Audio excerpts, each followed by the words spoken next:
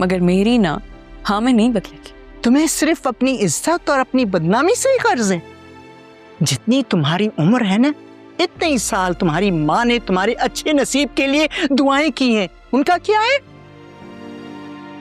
तुम्हारी बहन ने 15 साल तक जिस मंगेतर की राह देखी थी, उसकी चाहत 15 दिन के अंदर तुम्हारी झोली में डाल दी। उसका क्या है?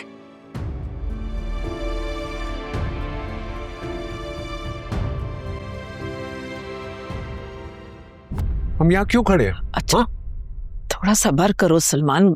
गई है ना रेहाना भाभी बात करने के लिए तानिया से। क्या बात करने गई है? क्या हम यहाँ भीख मांगने आए?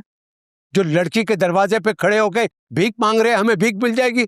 सलमान तुम ना ओवर रिएक्ट कर रहे हो। मैं ओवर रिएक्ट कर रहा हूँ?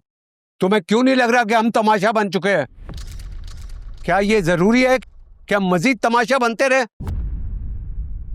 भाई साहब, दरअसल बात यह है कि आपकी ज़माने में बहुत इज्जत है, इसलिए आपको बेइज्जती महसूस हो रही है। लेकिन तानिया की मुझे समझ नहीं आ रही। इन सब ने तो मिलके उसको बहुत बदनाम किया था, फिर वो क्यों जज्बाती हो गई? तुम कहना क्या चाह रहे हो? ये कहना चाह रहा हूं कि इज्जत और जिल्लत अल्लाह की तरफ से होती है। अल्लाह ने आपको इतना बड़ा डॉक्टर बनाया और ये जो आपको इज्जत हासिल हुई ये अल्लाह की तरफ से थी। आज अगर थोड़ा सा हर्फ आ रहा है आपकी शान पे, तो इसको भी अल्लाह की मर्जी ही समझें। तुम्हारा ये फलसफा समझने के लिए दिमाग और होश का ठिकाने होना बहुत जरूरी है। इतना तो मानोगे तुम। मुस्कुरा क्यों रहे? तुम्हें शऊर नहीं है इस बात का कि उसने साफ इनकार कर दिया निकाह से? निकाह हो नहीं सकता तो हम यहाँ क्यों रुके? में क्यों नहीं हो सकता? शरह में 3 बार कबूले निकाह का सवाल किया जाता है। अभी तो सिर्फ 2 बार पूछा गया, शायद तीसरी बार वो हाँ कर दे। अब क्यों मौलवी साहब, सही कह रहा हूं ना मैं? जब लड़की ने दूसरी बार में ही ना कह दी है तो?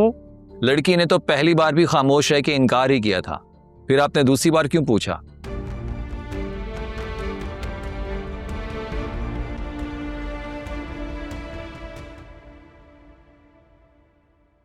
मेरी बेटी ने जिंदा लाश बनने का तैयार कर लिया है। मैं आप लोगों से सबसे माजरत करती हूँ।